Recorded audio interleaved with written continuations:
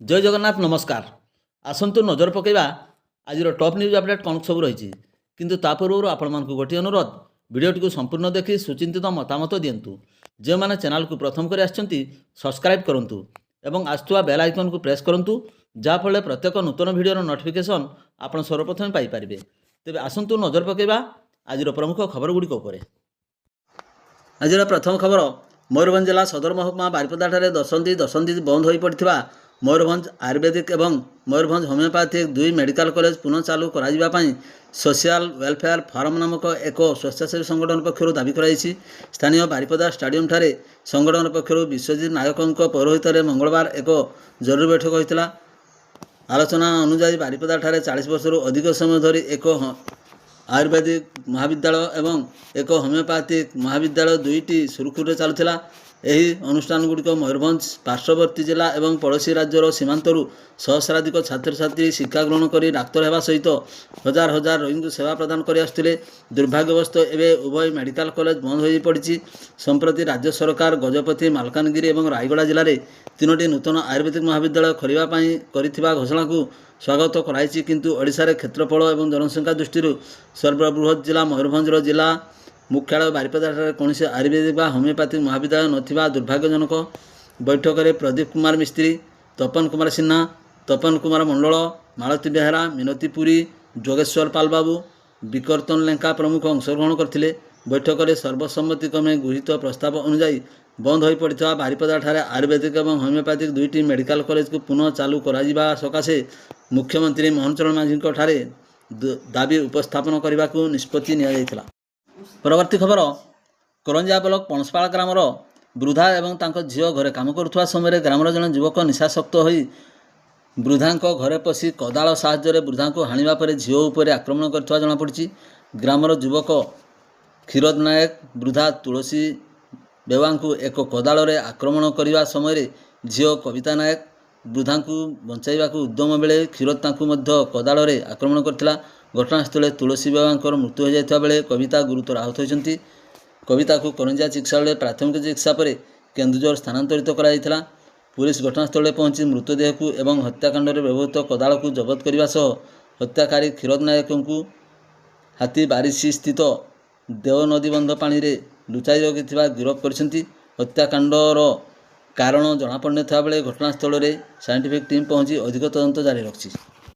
परवर्ती खबर मोरडा ब्लॉक तथा बड़जामाणी फांडी अधीन गंडीगोधा ग्राम जड़े असहाय अपरिचित 55 वर्षीय महिला गत 3 दिन धरी एणे तेणे गाँ दांडे घूरी बुलुवा देखि ग्रामवासी मैंने खाइबा को दे आश्रा देते। गुरुवार स्थानीय लोकों खबर पाई बेतनटी थाना अधिकारी कृष्ण पिंगुआ निर्देशक्रमे बड़जामणी फांडी अधिकारी एएसआई भावग्राही महंत, कनेस्टेबल डेलमणि सोरेन, स्वेच्छासेवी युवक कृष्ण सिंह सहायतार गंडीगोधा ग्राम से असहाय महिला को उद्धार कर बारिपदा गांगरा स्थित मिशनारी चैरिटेबल ट्रस्टे स्थायीदान कराइथिला।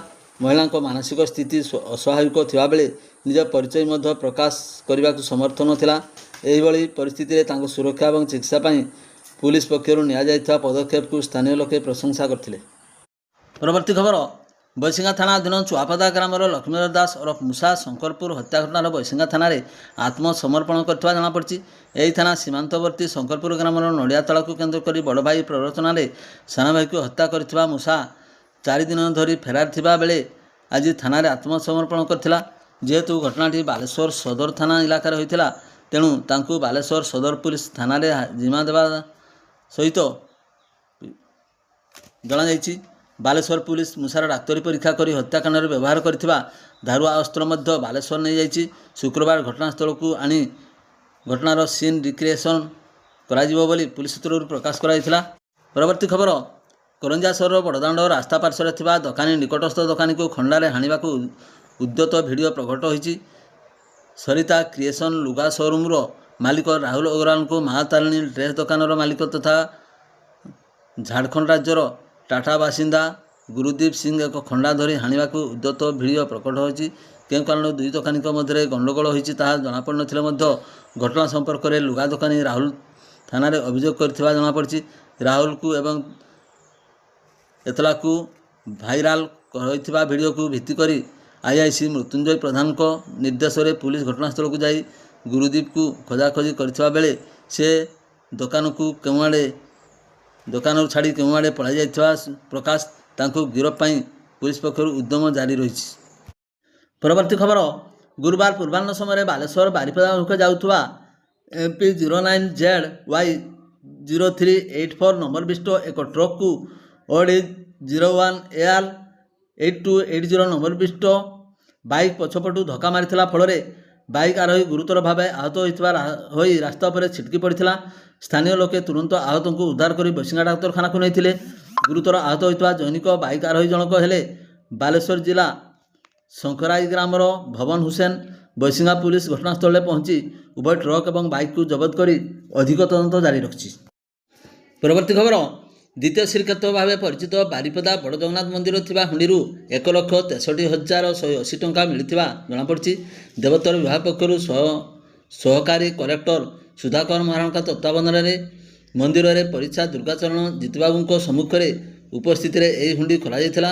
ପୂର୍ବରୁ ଗତ ସେପ୍ଟେମ୍ବର 22 ତାରିଖରେ ଏହି ହୁଣ୍ଡିରୁ 2,11,216 ଟଙ୍କା ମିଳିଥିଲା। ପରବର୍ତ୍ତୀ ଖବର, ମୋରଡ଼ା ବ୍ଲକ ନିଚୁଆପଦା ଛକଠାରୁ ଅନତି ଦୂରରେ ଜଣେ ମହିଳା ପଥଚାରୀଙ୍କୁ ବୁଧବାର ପୂର୍ବାହ୍ନରେ ଏକ ଦ୍ରୁତଗାମୀ ବାଇକ୍ ଧକ୍କା ଦେଇ ଦୁର୍ଘଟଣାସ୍ଥଳରୁ ଫେରାର ହୋଇଯାଇଥିଲା। ସ୍ଥାନୀୟ ଲୋକେ ଗୁରୁତର ଅବସ୍ଥାରେ ମହିଳାଙ୍କୁ ଉଦ୍ଧାର କରି କିଶାନତାଣୀ ଡାକ୍ତରଖାନାକୁ ନେଇଥିଲେ।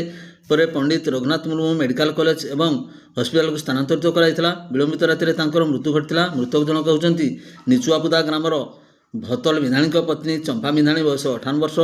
ଚମ୍ପା ଘରକୁ ଫେରୁଥିବା ବେଳେ ବାରିପଦାରୁ ଚିତ୍ରଡ଼ା ଅଭିମୁଖେ ଯାଉଥିବା ଏକ ଦ୍ରୁତଗାମୀ ବାଇକ୍ ତାଙ୍କୁ ଧକ୍କା ଦେଇ ଫେରାର ହୋଇଯାଇଥିଲା। ଦୁର୍ଘଟଣାର ପ୍ରକୃତ କାରଣ ତଦନ୍ତ ପରେ ଜଣାପଡ଼ିବ ବୋଲି ଆଇଆଇସି ସସ୍ମିତା ମହାନ୍ତ କହିଛନ୍ତି। ପରବର୍ତ୍ତୀ ଖବର, ରୌରୁଆ ବ୍ଲକ ରରୁଆ ଗାଁରେ ବିଷାକ୍ତ ସାପ କାମୁଡ଼ାରେ 2 ଗୁରୁତର ହୋଇଥିବା ଏବଂ କରଞ୍ଜିଆ ଡାକ୍ତରଖାନାରେ ଚିକିତ୍ସିତ ହେଉଥିବା ଜଣାପଡ଼ିଛି। ଗତକାଲି ରାତିରେ ରାଜୁ ହୋ ବୟସ 26 ବର୍ଷ ଶୋଇବାକୁ ଯିବାବେଳେ ବିଛଣାରେ ଥିବା ଚିତି ସାପ କାମୁଡ଼ି ଦେଇଥିଲା। ପରିବାର ଲୋକମାନେ ତାଙ୍କୁ ପ୍ରଥମେ ରରୁଆ ଗୋଷ୍ଠୀ ଚିକିତ୍ସା କେନ୍ଦ୍ରକୁ ଚିକିତ୍ସା ପାଇଁ ଆଣିଥିଲେ। ସେଠାରେ ଅବସ୍ଥା ଗୁରୁତର ହେବାରୁ ତାଙ୍କୁ କରଞ୍ଜିଆ ଉପଖଣ୍ଡ ଚିକିତ୍ସାଳୟକୁ ଅଧିକ ଚିକିତ୍ସା ପାଇଁ ପଠାଯାଇଥିଲା।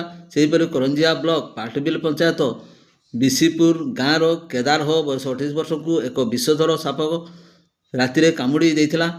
ପରିବାର ଲୋକେ ତାଙ୍କୁ କରଞ୍ଜିଆ ଉପଖଣ୍ଡ ଚିକିତ୍ସାଳୟକୁ ଚିକିତ୍ସା ପାଇଁ ଆଣିଥିଲେ ଏବଂ ବର୍ତ୍ତମାନ ତାର ଚିକିତ୍ସା ଜାରି ରହିଛି। ପ୍ରତ୍ୟେକ ବର୍ଷ ଏହି ଅଞ୍ଚଳରେ ସାପ କାମୁଡ଼ାରେ ବହୁ ଲୋକ ମୃତ୍ୟୁବରଣ କରିବା ସହ ଆହତ ହୋଇ ବିଭିନ୍ନ ଚିକିତ୍ସାଳୟରେ ଚିକିତ୍ସିତ ହେବା ଖବର ମିଳିଛି। ତେଣୁ ସଚେତନ ହୋଇ ମଶାରୀ ଲଗାଇ ଶୋଇବା ପାଇଁ ପ୍ରଶାସନ ପକ୍ଷରୁ ସଚେତନତା କରିବା ଆବଶ୍ୟକ ବୋଲି ବୁଦ୍ଧିଜୀବୀ ମହଲରେ ପ୍ରକାଶ ପାଇଛି।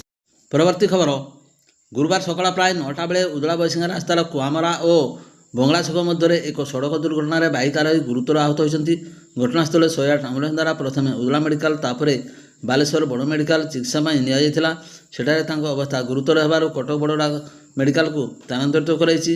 ଆହତ ଜଣକ ବାଲେଶ୍ୱର ଜିଲ୍ଲା ବସ୍ତା ଥାନା ଅନ୍ତର୍ଗତ କମାଳପୁରର ଦୀପକ ଘଡ଼େଇଙ୍କ ପୁଅ ବିଜୟ ଘଡ଼େଇ, ବୟସ 45 ବର୍ଷ।